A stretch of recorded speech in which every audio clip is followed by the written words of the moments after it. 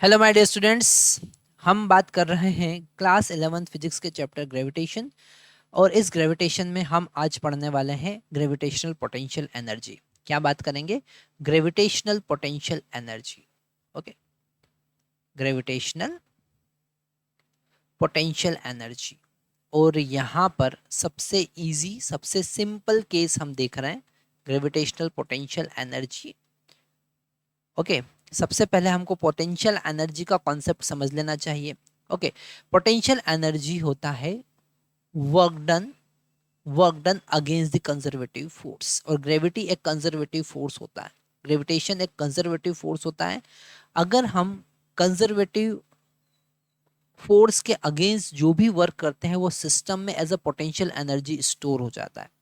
तो अगर हम किसी बॉडी को इनफाइनाइट से उठाकर आर डिस्टेंस पर लेकर आते हैं और जितना वर्क हमको करना पड़ता है against the conservative force, okay है ना, मान लेते हैं W work from infinity to R किसने किया?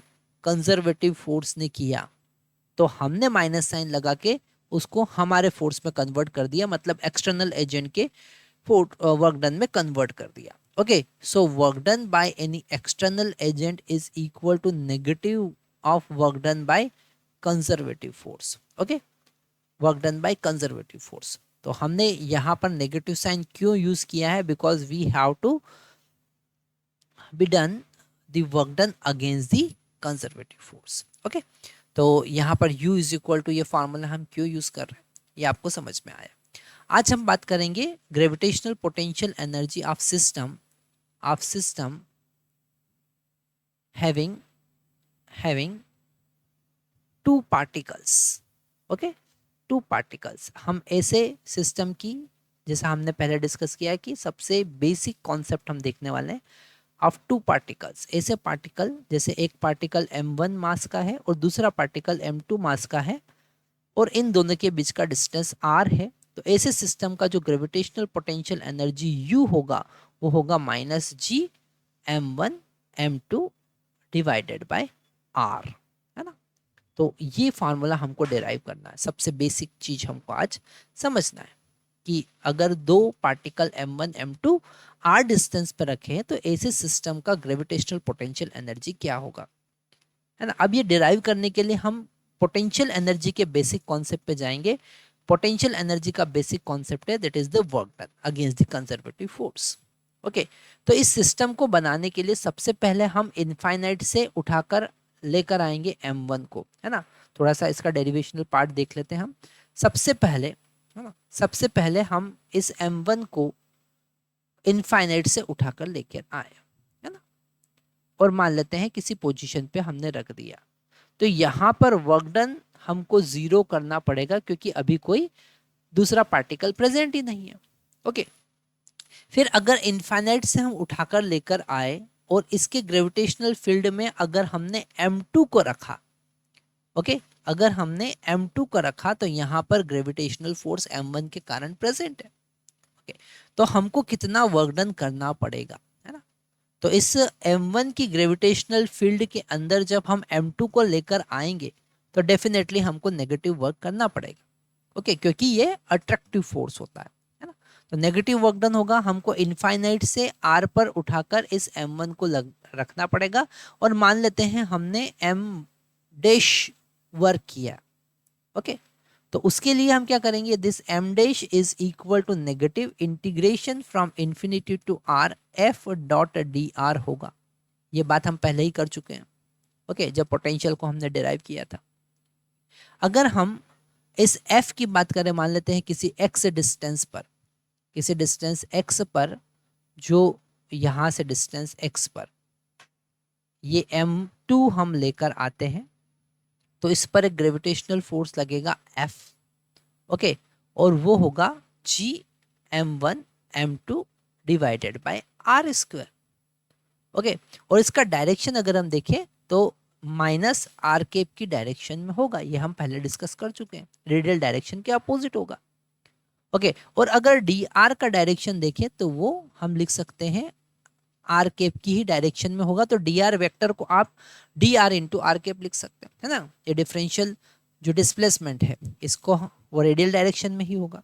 जब इनका वैल्यू यहाँ पर पुट करते हैं तो डब्ल्यू डैश इज इक्वल टू, है ना, यहाँ पर ये डिस्टेंस आर ही हम लिख लेते हैं, डब्ल्यू dash equal to minus integration from infinity to r minus g m1 m2 divided by r square into r cap, ये हमने फोर्स का वैल्यू रखा, okay, dot d r into r cap. अब ये आर केप और r cap का dot product कितना हो जाएगा, 1 हो जाएगा। R cap dot r cap is equal to 1। दो यूनिट वेक्टर, एक जैसे यूनिट वेक्टर का डॉट प्रोडक्ट कितना होता है, 1 होता है ना। तो ये तो 1 हो गया, बचा क्या, इस माइनस से माइनस से कैंसिल हो जाएगा। तो डब्ल्यू डैश जो हमको मिलेगा वो मिलेगा जी m1 m2, ये तो कांस्टेंट है ना, जी चेंज होने वाला है इंटीग्रेशन से, ना m1 चेंज होने वाला, ना m2, ये तो कांस्टेंट है, बाहर आ जाएगा। तो इन्फिनिटी से r तक इंटीग्रेट करेंगे 1/r² को with respect to r, okay. तो यहाँ पर 1/r² का इंटीग्रेशन हमारे पास में 1 माइनस 1/r होगा, है ना। तो जी m1 m2 और इसका इंटीग्रेशन माइनस 1/r होगा। हम लिमिट पुट कर देंगे इन्फिनिटी से r, है ना। फाइनली हमको मिलने वाला है ना, g minus g m1 m2 divided by r, क्योंकि जब r की वैल्यू r पुट करेंगे तो r होगा, पर इन्फिनिट पुट करेंगे तो 0 हो जाएगा। तो ये पोटेंशियल एनर्जी वर्क डन का, अगर हम पोटेंशियल एनर्जी की बात करें तो टोटल वर्क डन, तो पहला वर्क डन तो 0 था और दूसरा work done D W W dash, तो पोटेंशियल एनर्जी कितना हो जाएगा, 0 माइनस ये कितना हुआ, minus g m1 m2 divided by r, okay. तो यहाँ पर पोटेंशियल एनर्जी हमको मिला minus g m1 m2 divided by r। Simple सा यहाँ पर हमने वर्क डन का कॉन्सेप्ट यूज किया। अगर हम पोटेंशियल एनर्जी को डिफाइन करेंगे तो कहेंगे कि work done the against the conservative force that is stored in form of potential energy to this system. और यहाँ पर ग्रेविटेशनल फोर्स के अगेंस्ट हम काम कर रहे हैं, इसलिए हम कहेंगे कि वो ग्रेविटेशनल पोटेंशियल एनर्जी है। तो ये हमने देखा, है ना। तो यहाँ पर अगर दो पार्टिकल की बात करें तो हम समझ गए, पर अगर दो से ज्यादा पार्टिकल है तो आप कैसे उसको सॉल्व करेंगे, हम नेक्स्ट स्लाइड पर उसको देखते हैं।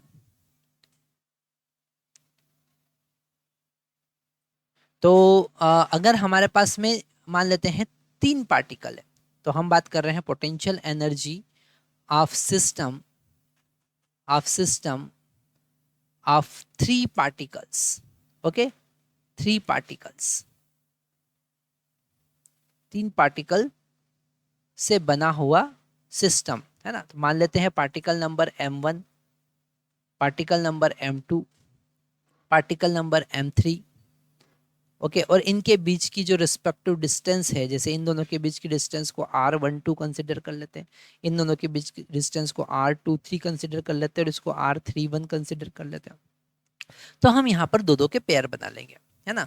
ये हमने पहला पेयर बना लिया, ओके, यहाँ पर हमने दूसरा पेयर बना लिया, यहाँ पे हमने तीसरा पेयर बना लिया, और सबकी पोटेंशियल एनर्जी को फाइनली ऐड कर देंगे। तो टोटल पोटेंशियल एनर्जी कितना होगा, वो होगा minus g m1 m2 divided bye r12, और दूसरे का कितना होगा, minus ji m2 m3 divided by r23, क्योंकि पोटेंशियल एनर्जी एक स्केलर क्वांटिटी, डायरेक्टली आप ऐड कर सकते हैं, m1 m3 divided by r13, okay. तो ये हमारे पास में फॉर्मूला आया, ओके। अब अगर हम ऐसा सिस्टम लेते हैं, जैसे क्वेश्चन हम करते हैं, ठीक है, find the potential energy of system having 3 particles, okay, ये आप लिख लीजिए, find the potential energy of system having 3 identical particles placed at the corner of an equilateral triangle of side A, okay. तो डेफिनेटली यहाँ पर हमारे पास potential energy कितना होगा, माइनस जी m बाई ए, ये तो एक का हुआ, इंटू 3, ओके। तो पोटेंशियल एनर्जी हुआ माइनस 3 GM² डिवाइडेड बाई ए, है ना। बड़ा सिंपल सा यहाँ पर कॉन्सेप्ट हमको समझ में आया, ओके। ऐसे ही अगर हम एक स्क्वायर की बात करें और उसके चारों कॉर्नर पर 4 आइडेंटिकल पार्टिकल रखते हैं, तो ऐसे सिस्टम का पोटेंशियल एनर्जी क्या होगा, ओके। अगर हमारे पास में एक स्क्वायर है, तो अगर हमारे पास में एक स्क्वायर है जिसका साइड ए है, ओके, और इसके चारों कॉर्नर पर हमने identical particles रखे हैं. We are placing 4 identical particles. It is example number 2 and you can write this example. Okay, write this question that 4 identical particles M are placed at the corner of a square of side A. Okay, find the potential energy of system. इसे system का potential energy निकालना. फिर हम दो दो के pair बनाएंगे. हम पेयर बनाएंगे तो हमारे पास कितने पेयर बनेंगे, है ना. हम सिंपल सा कॉन्सेप्ट यूज कर सकते हैं. हमारे पास 4 पार्टिकल हैं, उसमें से 2 पार्टिकल को सिलेक्ट करना है. तो 4C2 का कॉन्सेप्ट हम यूज कर सकते हैं. 4 × 3 डिवाइडेड बाय 1 × 2. टोटल हमारे पास में 6 कॉम्बिनेशन बनेंगे. कितने कॉम्बिनेशन बनेंगे? 6 कॉम्बिनेशन. कैसे बनेंगे जरा देखो. इन 2 पार्टिकल को हमने चूज किया, फिर ऐसे दो दो के पेयर हम कॉर्नर वाले पार्टिकल को चूज करके बना सकते हैं. पर यहाँ पर हमको डायगोनल वाले दो दो पार्टिकल भी चूज करना पड़ेंगे, तो इन दोनों का भी पेयर बनेगा. ओके, तो टोटल हो गए 6, जिसमें से 4 जो केस हैं, मतलब टोटल पोटेंशियल एनर्जी में जो 4 केस है -4gm² डिवाइडेड बाय ए होगा कॉर्नर वाले, और 2 जो केस है मतलब -2gm² वो डायगोनल वाले होंगे. और डायगोनल वाले के बीच का डिस्टेंस कितना होगा? a√2.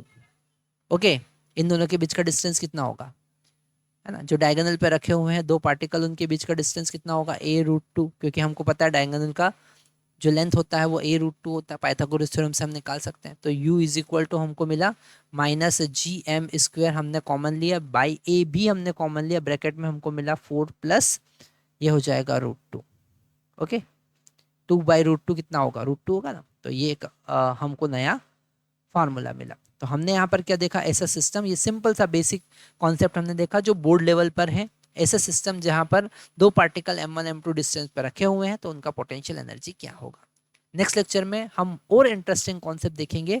अगर हमारे पास मल्टीपल बॉडीज रखी हुई है ना, n नंबर ऑफ पार्टिकल्स रखे हुए, तो ऐसे सिस्टम का पोटेंशियल एनर्जी हम इस कॉन्सेप्ट से नहीं निकाल सकते.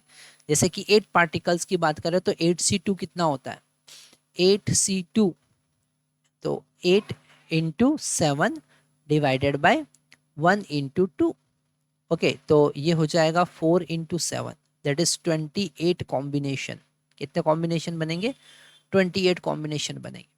ओके, मतलब कि अगर एक ऐसा क्वेश्चन आ जाता है कि 8 particles, identical particles are placed at corner of a cube. Okay, so how you will find the potential energy of such kind of system. Okay, it is not a easy task क्योंकि वहाँ पर 28 combination बनेंगे. Okay, तो वो एक थोड़ा सा typical task होगा. ऐसे कॉन्सेप्ट को हम कैसे सॉल्व करेंगे, कैसे समझेंगे, उसके लिए हम नेक्स्ट वीडियो में आपको एक बहुत सिंपल सा फार्मूला देंगे और उसी की हेल्प से हम सेल्फ एनर्जी की भी बात करेंगे. तो आगे के जो वीडियोज़ होंगे वो थोड़े से जेईई और नीट लेवल के हैं, थोड़े से एडवांस लेवल के हैं, जिसमें हम बात करने वाले हैं मल्टीपल पार्टिकल्स के पोटेंशियल एनर्जी की. और फिर उसके बाद हम बात करेंगे सेल्फ एनर्जी की. कोई रिजिड बॉडी है, जैसे स्फेरिकल बॉडी है या शेल है ना, उसका potential energy, self potential energy कैसे फाइंड करेंगे.